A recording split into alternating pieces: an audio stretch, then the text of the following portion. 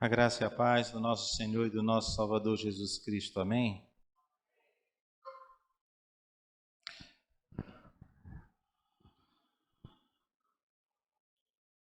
Abram suas Bíblias em Atos capítulo 16. Quem está cumprindo a maratona bíblica? Levante a sua mão, quero identificar. Hoje nós estamos lendo Atos capítulo 16, não é verdade? Eu estou errado? Eu não olhei no calendário, mas eu tenho a impressão que é. E a mensagem hoje, como antes, estamos pregando sempre num dos textos que nós estamos lendo a Bíblia durante todo este ano de 2024.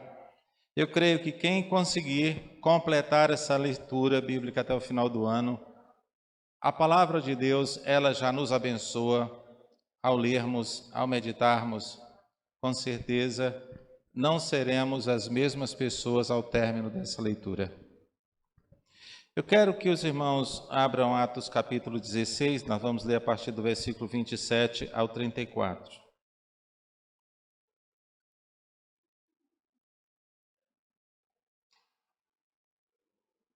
Atos capítulo 16, do versículo 27 ao versículo 34. Quem puder ficar de pé em reverência à palavra do Senhor. Aos que não puderem, pode continuarem sentados, tá? Não deixe de estar reverentemente também, tá?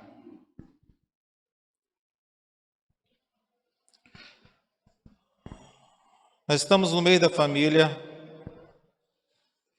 e o nosso desejo é que neste mês da família nós nos dediquemos mais à oração pela nossa família, e nós nos esforcemos para trazê-los à casa do Senhor. E nos esforcemos também para darmos bons testemunhos, porque através do nosso testemunho, muitos podem ser salvos, principalmente os da nossa casa. Pois diz assim a palavra do Senhor: o carcereiro acordou e, ao ver as portas abertas, julgou que os presos haviam fugido e por isso puxou a espada para matar-se. Versículo 28. Mas Paulo gritou para ele: não faça isto, todos nós estamos aqui. Tremendo de medo, o carcereiro pediu uma luz, correu para dentro do cárcere e prostrou-se diante de Paulo e de Silas. Depois levou-os para fora e suplicou: senhores, que devo fazer para ser salvo? Eles responderam: creia no Senhor Jesus e será salvo, você e a sua casa.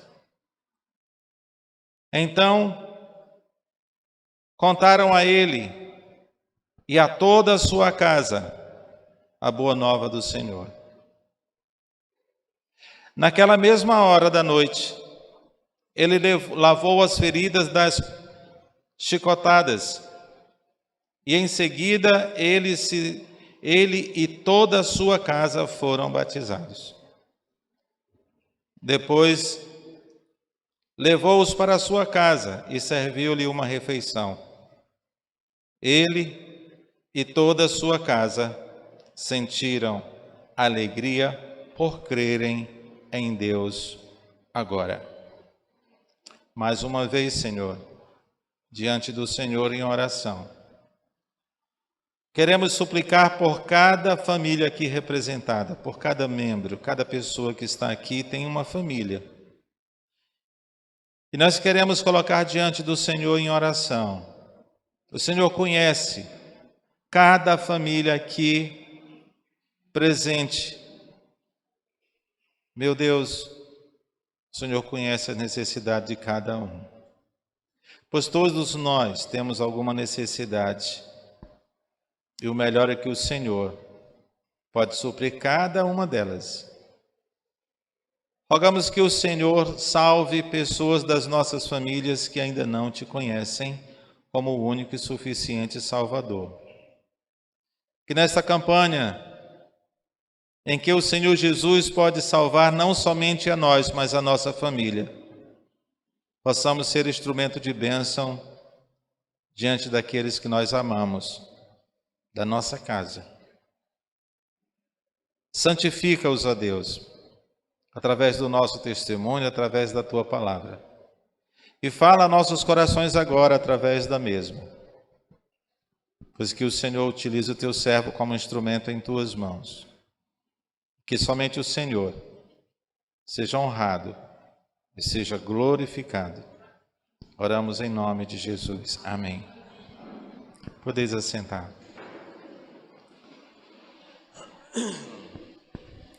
Nós vimos aqui nessa leitura a história de um homem. Quem já assistiu o filme de época em que havia cárceres, sabe muito bem como era a fisionomia dos carcereiros. Eu creio que a maioria aqui, se não todos, já assistiram esses filmes de épocas onde haviam cárceres e os carcereiros, é claro. E a fisionomia de cada carcereiro era sempre um homem rude, um homem grosseiro, sem misericórdia. Eu acredito que não era diferente isso aqui. O carcereiro era responsável não pela segurança somente dos cárceres, daqueles que estavam no cárcere, mas responsável pela segurança para que eles não fugissem. E caso algum daqueles que estava debaixo da sua responsabilidade fugissem, a maioria deles pagava com a sua própria vida. E nós vimos aqui a situação desse carcereiro, em que no momento de desespero, tentou tirar-lhe a própria vida. E foi neste momento em que o testemunho de Paulo e Silas falou mais alto do que a pregação que ele já havia ouvido, com certeza, e que o levou à salvação. Já vi história de muitas pessoas que se converteram abrindo o coração tranquilamente a Deus, sem precisar de nenhuma dificuldade na vida. Mas também já ouvi outras histórias de pessoas que se converteram através de convulsões, de tempestades na vida. Eu sou um exemplo. A minha conversão foi debaixo de um tormento e eu pedi socorro a Deus. Eu tive muitas outras oportunidades de me converter, pois eu ia à igreja, eu ouvia as mensagens, eu até planejava o dia da minha decisão, o dia da minha conversão. Eu era muito jovem e eu dizia, não, deixa eu ficar mais velho.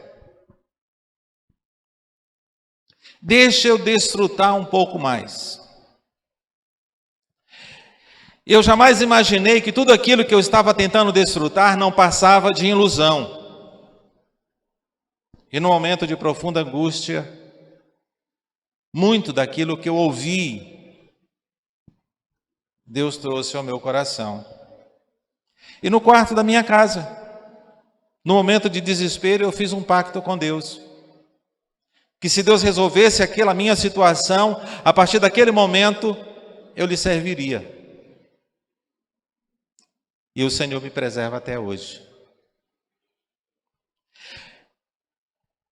O carcereiro pode ter recebido a primeira mensagem a respeito de salvação através da palavra de uma jovem possessa.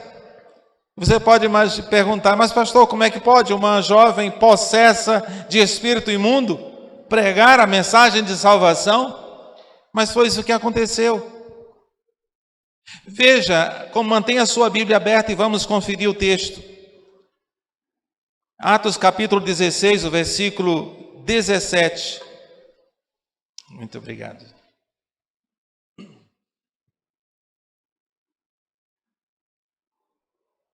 Vamos ler o 17 e o 18 para que a gente possa entender melhor. Certo dia, quando estávamos descendo ao lugar de oração, encontramos uma moça escrava, possessa de um espírito que predizia o futuro. E ganhava muito dinheiro para os seus donos. Versículo 16.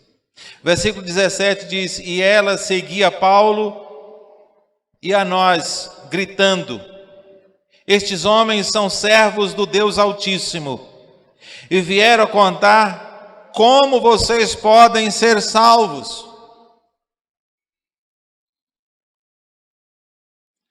Esta mulher, possessa de um espírito imundo, falou a respeito de Paulo e Silas, que eles haviam trazido uma mensagem de salvação da parte de Deus.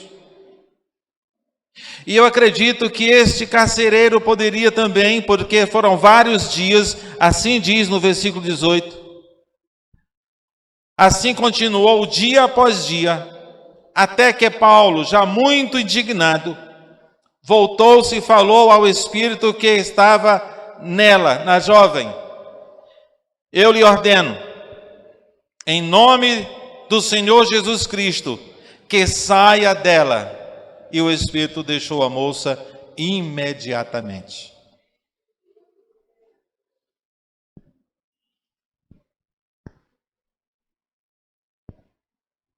Certamente, a família daquele carcereiro estava precisando extremamente da necessidade da intervenção divina.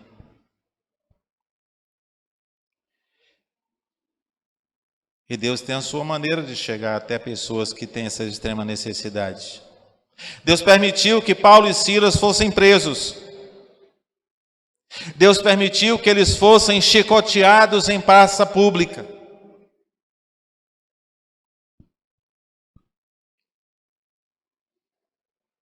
E naquela prisão, o carcereiro viu o testemunho de Paulo e Silas. E ali ele teve a oportunidade de encontrar a verdadeira salvação. O Senhor tem a sua maneira, como eu já falei, de levar a palavra aos carentes, aos necessitados,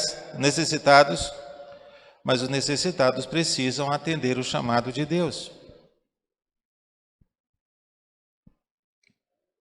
Muitas vezes eu ouvia a pregação, sentia desejo no meu coração, mas eu recusava, achando que numa outra oportunidade, quando eu ficasse mais velho,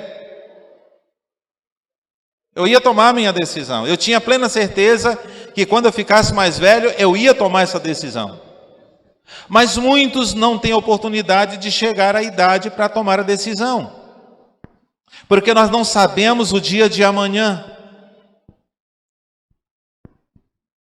O Senhor me preservou e não me esperou ficar mais velho. Ele me chamou ainda na minha juventude, aos 20 anos de idade, aos 21 anos de idade. Eu poderia ter atendido esse chamado bem antes. E me arrependo, porque não tomei essa decisão, não atendi o chamado do Senhor bem antes, ainda na minha mais tenra idade.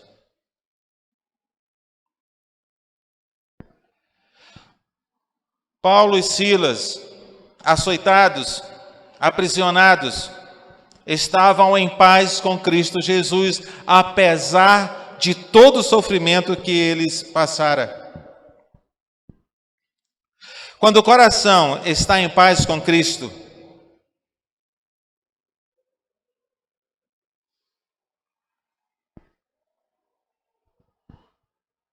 ele pode cantar louvores mesmo nas noites mais escuras. Interessante que quando o Senhor abriu o cárcere, Paulo e Silas tiveram a oportunidade de fugir dali. E não somente eles, todos os presos tiveram a oportunidade de fugir. Mas o testemunho de Paulo e Silas parece que o que todos aqueles que estavam encarcerados viram o testemunho desses dois homens de Deus, e eles pediram para que ninguém se ausentasse da prisão. E quando o carcereiro tentou cometer suicídio, Paulo gritou para que ele não fizesse nada contra ele, pois ninguém havia fugido da prisão. Nem Paulo e Silas e nem os demais presos, porque com certeza não estava ali naquele cárcere não somente o Paulo e Silas, havia com certeza outros presos. Mas parece que Paulo tinha alguma espécie de liderança ali. Ele havia conquistado a confiança de todos que estavam presos.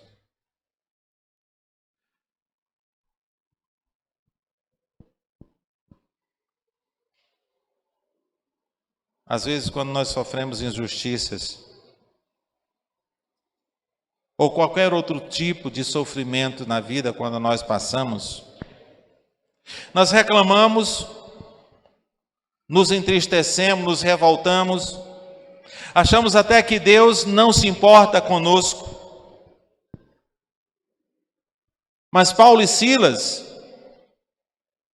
apesar de terem sido chicoteados em praça pública, a resposta que eles deram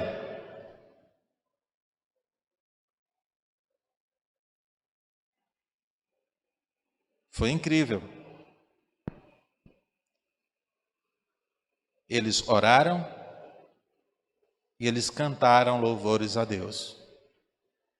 Mas como é que pode alguém que foi injustiçado, como é que pode alguém que foi chicoteado, aprisionado, por causa da palavra de Deus, eles ainda orarem e cantarem louvores a Deus? Às vezes as pessoas acham que os crentes são meio doidos, e parece que são mesmo.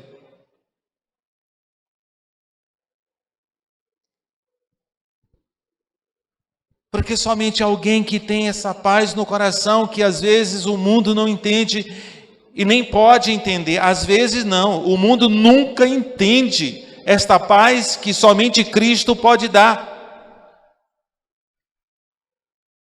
Que apesar de todo o sofrimento, apesar de todas as angústias, apesar de todas as dificuldades, a paz de Cristo jamais se ausentará do coração daquele que lhe serve. Jamais.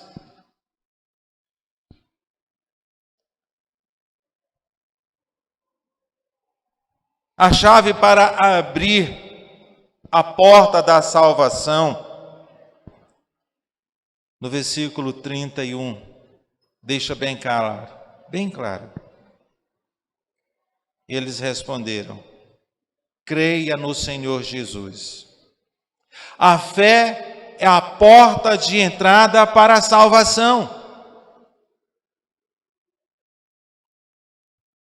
Não é a nossa bondade, não é o que fazemos, não é a igreja que nós servimos a Deus, mas a nossa fé nas promessas de Cristo, mas a nossa fé na salvação que Jesus Cristo veio trazer dos céus a todo e qualquer pecador, independente do seu estilo de vida, independente do que tenha praticado no passado.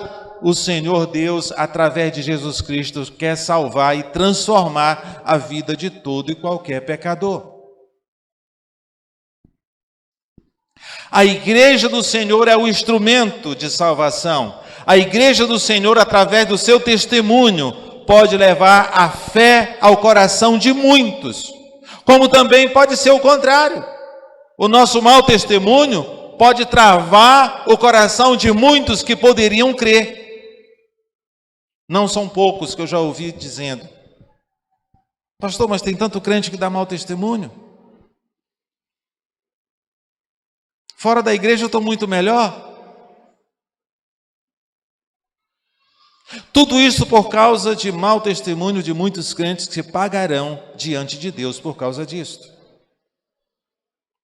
Mas eu ouço também de muitos que dizem: por que que os crentes são tão felizes, apesar das dificuldades?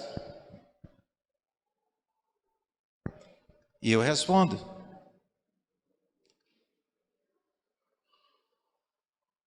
e muitos passam a crer por causa do nosso testemunho. O testemunho de Paulo e Silas levou a fé ao coração do carcereiro. Mas a fé do carcereiro levou a salvação para dentro da sua casa. Quando Paulo disse ao carcereiro: creia no Senhor Jesus e será salvo tu e a tua casa, não significa que a fé do carcereiro salvaria a sua família, mas que a fé do carcereiro poderia levar a palavra de boas novas ao coração da sua família, como de fato levou.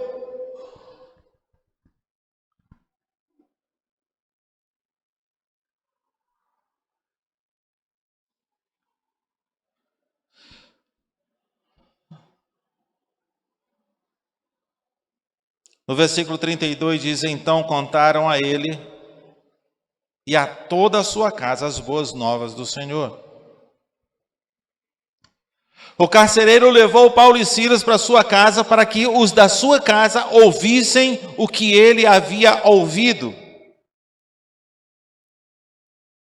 E a fé do carcereiro, que aquela fé que ele tinha poderia também alcançar a sua família, foi tamanha que ele levou Paulo e Silas à sua casa.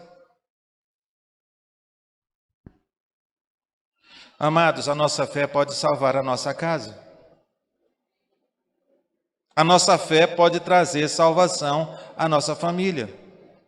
Mas aquela fé que apresenta Cristo Jesus através do nosso comportamento, aquela fé que apresenta o Salvador através das nossas palavras,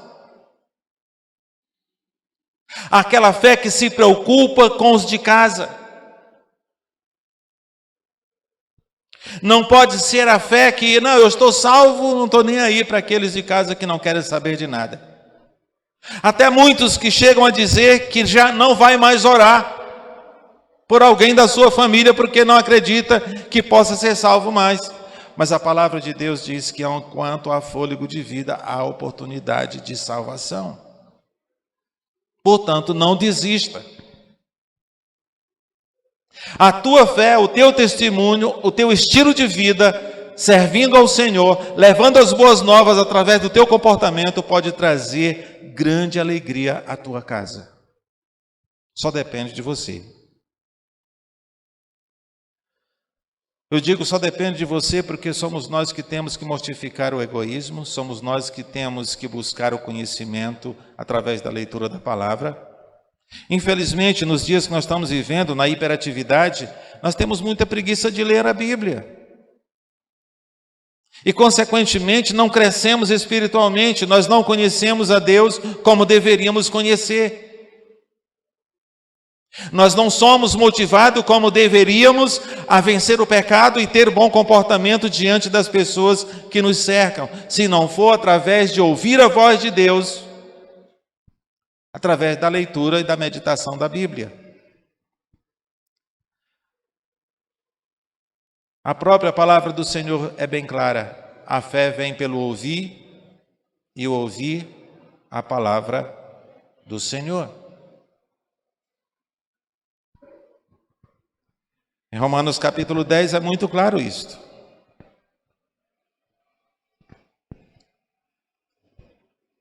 O carcereiro foi tocado pelo comportamento desses dois homens de Deus.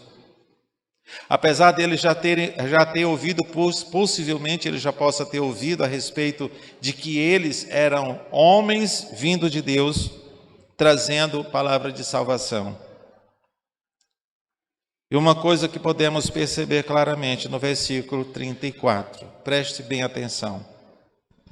Depois levou-os para sua casa e serviu-lhe uma refeição. Ele e toda a sua casa sentiram o quê? Grande alegria, pois creram no Senhor. Esta é uma alegria que pode alcançar todo e qualquer coração. A alegria da fé depositada em Cristo Jesus, através da pregação das boas novas, através de um testemunho sincero, através de um comportamento que apresenta o Salvador. Porque, amados, a palavra de Deus diz que Jesus Cristo é Espírito, Ele está vivo. Espírito não se vê. Espírito é vento, é sopro. A palavra grega para espírito é pneuma. Trata da respiração.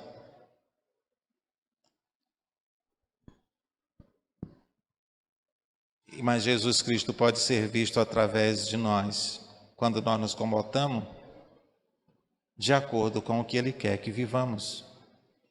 As pessoas podem ver Cristo em nós através do nosso amor, através da nossa preocupação, através do nosso comportamento diário no relacionamento com as pessoas. Nós podemos apresentar Jesus.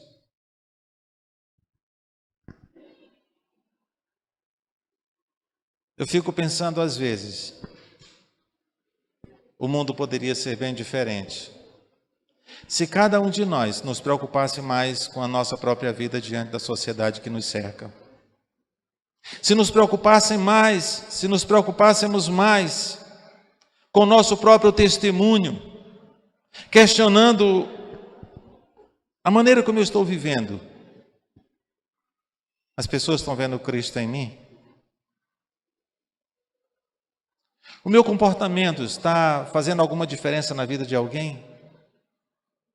Se não, precisamos rever a nossa fé.